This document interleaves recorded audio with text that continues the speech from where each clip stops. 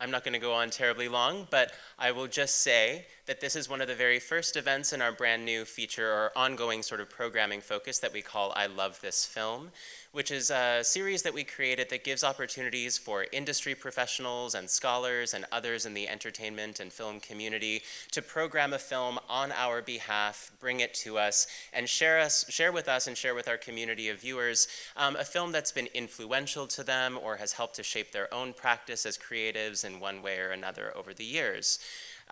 Today's guest is somebody that we've actually been trying to bring to the Carsey Wolf Center for many years.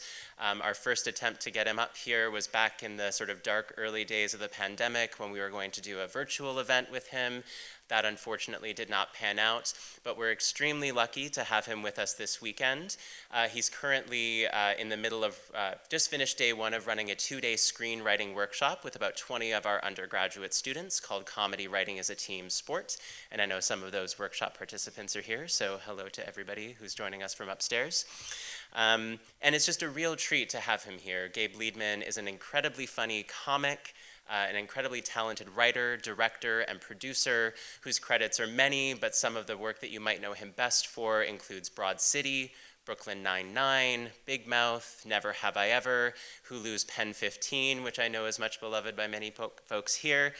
And when we invited him to do the workshop and created the opportunity for him to also program in the theater here, we said, what would you choose if you could program a film that exemplified the kind of comedy writing and comedy practice that you want to work with the students on? He pretty much immediately wrote back and said, Barb and Star Go to Vista Del Mar, and I said, yes, we're doing that, because I love this film too. So if you can join me in welcoming our wonderful guest for the day, Gabe Liedman. Okay, so just a few questions to sort of frame the film for our audience here. So as I mentioned in my opening remarks, you decided to program this film for us to accompany this workshop that you're doing, Comedy Writing as a Team Sport, which focuses on the role of teamwork and collaboration in the development of comedic scripts. And the focus in particular is on world building and character development. So I wondered if you could explain for us, why did this film jump to mind when you were thinking about those themes and why you decided to program this for us? Well, it's just a great comedy. First of all, I just want to say that. It makes me laugh really, really hard. But it was the first example I could think of a comedy that was very obviously written collaboratively. It has 2 credited writers.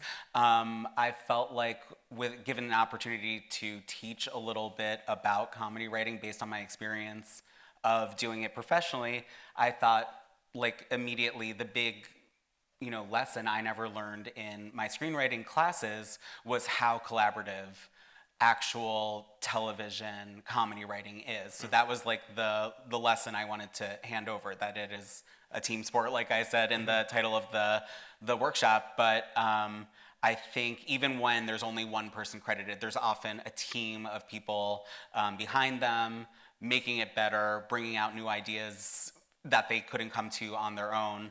And the other thing that I could sum up my experience so far in my profession is how much community building comes into play in terms of my getting of jobs, enjoying of jobs, putting jobs together, that the friends that you make along the way, the people from, my last boss is someone that I was in my college improv group with me.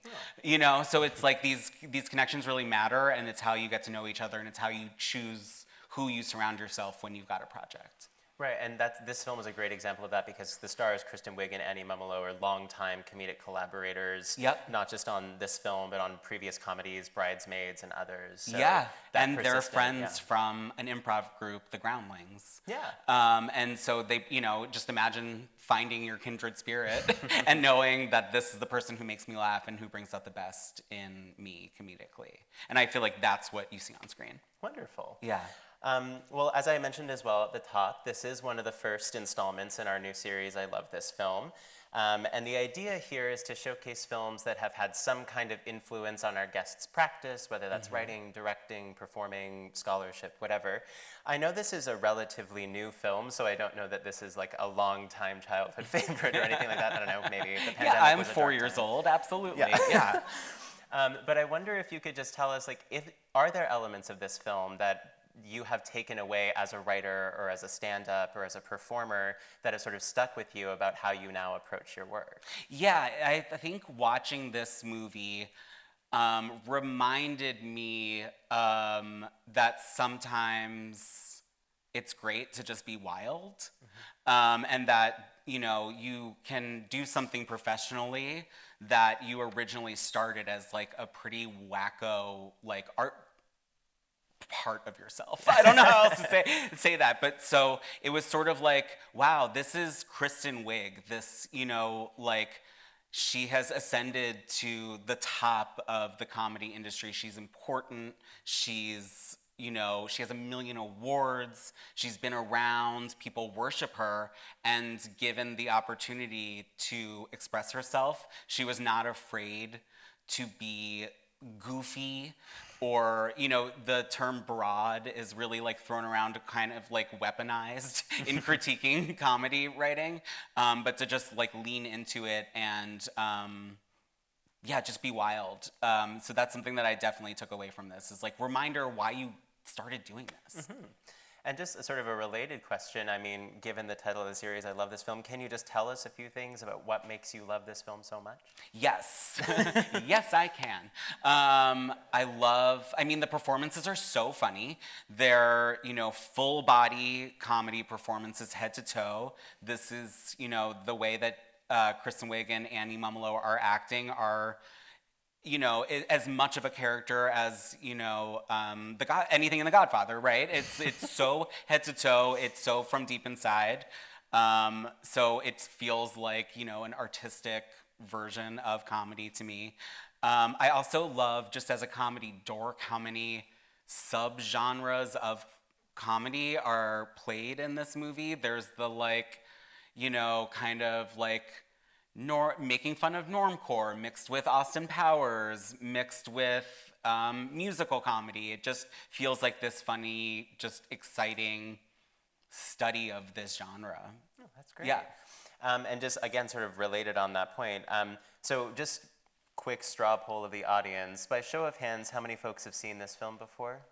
Okay, so we have some Barb and Star fans, but also some who are seeing it for the first time, which is great. So knowing that this is some people's first time viewing this film, are there things from like a writerly perspective or a directorial perspective or a design perspective that you would flag as sort of, watch out for this is what caught my eye, this is what made the film interesting for me, for those who've not seen it? I mean, something that I definitely that I might just be projecting onto this movie, like out of fantasy, is it felt like I was witnessing 100 inside jokes between two best friends that you can't help but like vicariously laugh at. Within the dialogue, within scenes, there are such enormous tangents, but I was pulled in every single time as if I'm like the third friend in some goofy stoner session that I'm not supposed to be a part of or something. So that, yeah, exactly. Yeah, Trish. Watch out for Trish. The turtle, the disgusting woman. There's all of these returning jokes just woven throughout that made me feel like, oh my God, I get to see this. It was like so funny. And stylistically, it's, just imagine, this came out during like the thick of COVID-19 lockdowns. And so just, I'll really always remember being, kind of locked in my house, gloomy weather, and here you are on a psychedelic beach, laughing your brains out. Yeah, I love, one of the things that sticks in my mind so clearly about it is I love the production design of the Vista Del Mar space. It kind of looks like a Hanna-Barbera cartoon. Yes, it does, like totally. Very like flat painted backdrops. It's like very deliberately cartoonish and flat and 2D in this way that felt really different even from something like Bridesmaids. Yes, right? Which was ostensibly realist. Very, very, very different from Bridesmaids, but same writers. Yeah. Cool. Well, really interesting thing to think about for our workshop students and when it comes to world building and all of those sorts of things, so stuff to chew on for tomorrow's session. But I think with that, maybe we'll just wrap up here and we'll watch this movie. And then once we're finished, Gabe and I will sneak back on stage. And if you have any questions for him about his work or his relationship to this film. I didn't work on this film, just a fan. Yeah, okay. Just a big fan. He'd be happy to answer and we can chat with you from stage as well. So thanks again for joining us and enjoy the film.